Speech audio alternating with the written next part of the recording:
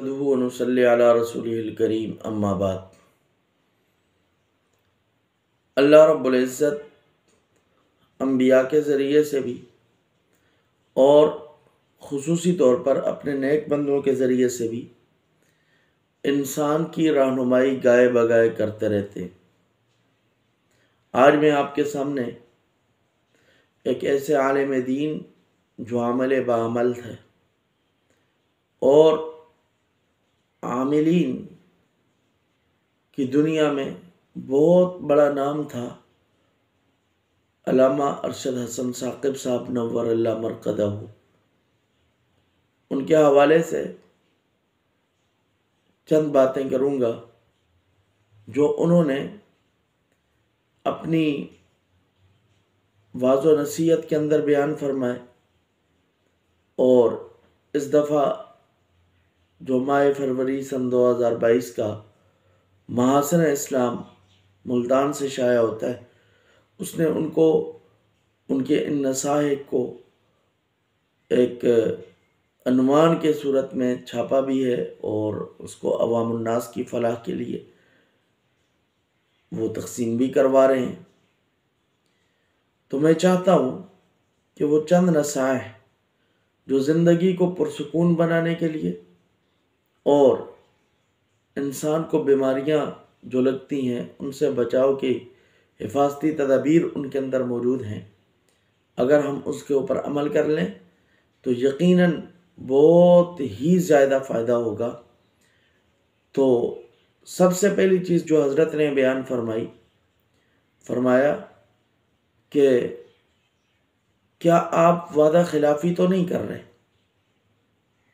अगर आप लोगों से वादे करके मुकर जाते, फिर जाते और ईफा नहीं करते, उसको पूरा नहीं करते, तो फिर आप लाख जतन कर लें, लाख कोशिशें कर लें, कभी भी आपकी ज़िंदगी पुरसुकून नहीं हो सकती। फिर फरमाया कि किसी की मीरास है, मीरास, और उसके वारिसीन ने उसको बाहम तकसीम नहीं किया,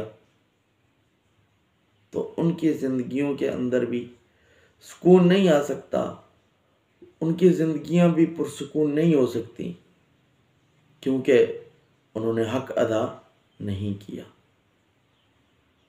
फिर तीसरी चीज़ इरशाद फरमाई कि आपके घर में मौजूद आपकी शरीक हयात, आपकी बीवी, उसके साथ आपका रवैया, बर्ताव, सलूक कैसा है?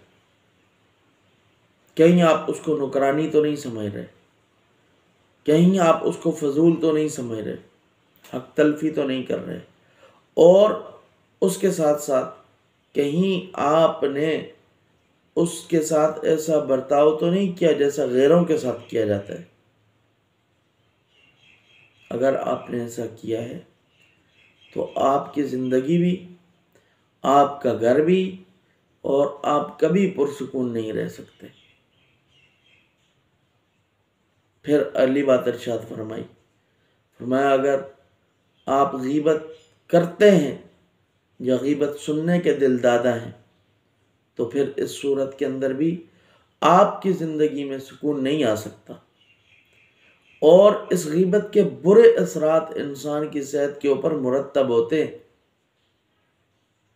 हत्ता कि हज़रत ने फरमाया ये इंसानी जिस्म के अंदर जो कैंसर बनता है, ये गीबत के बुरे असरात की वजह से भी बनता है। जहाँ और असबाब मौजूद हैं इसके, वहाँ एक सबब ये भी है। फिर फरमाया कहीं आप आपस में लड़ाई झगड़े तो नहीं कर रहे? अगर ऐसा कर रहे तो फरमाया सबसे पहले जाके पहल करो, सुलह करो उसके साथ, जिसके साथ आपका लड़ाई झगड़ा हुआ, पहले जाके सुलह करो। अगर नहीं करोगे तो फी ज़माना आजकल जो है वो ब्लड प्रेशर है, आजकल शुगर है, नित नई बीमारियां इन्हीं टेंशनों की वजह से आ रही हैं। और अगर उन चीज़ों को देखें तो बेसिकली उनकी बुनियाद जो बनती है वो आपस में छोटे छोटे लड़ाई झगड़े बनते हैं। ये इनको सरफ नज़र करते हुए सुलह की तरफ आ जाओ। फिर फरमाया कि कहीं आप मखलूक को धोखा तो नहीं दे रहे। अगर मखलूक खुदा को धोखा दे रहे हैं, अगर उनके हकूक अदा नहीं कर रहे, हकूकुल इबाद अदा नहीं कर रहे, तो फिर आपकी ज़िंदगी कभी भी पुरसुकून नहीं हो सकती। इसी तरह फरमाया कि क्या आप अपने हमसायों के साथ अच्छे ताल्लुकात रखते हो?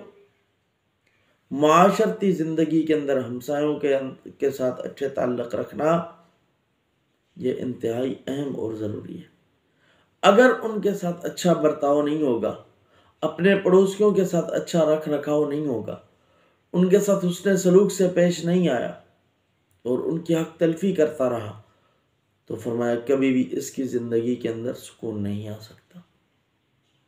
अगर ये चीज़ें पाई जाती हैं, मीरास तकसीम नहीं की, वादा खिलाफी करता है और अपनी बीवी के साथ उसका रवैया अच्छा नहीं है, गीबत करता है, सुनता और सुनाता है, ठीक है, इसी तरह जनाब वो झूठ भी बोलता है, इसी तरह जनाब लड़ाई झगड़े करता है, इसी तरह वादा खिलाफियाँ करता है, हमसायों के साथ अच्छा नहीं है, तो फरमाया लाख जतन करे, लाख कोशिशें करे, लाख दम करे, लाख तावीज़ात ले ले, इसकी ज़िंदगी में कभी सुकून नहीं आ सकता।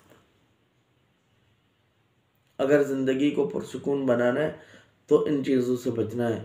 अल्लाह हम सबको इनसे बचने की तौफीक अता फरमा दे।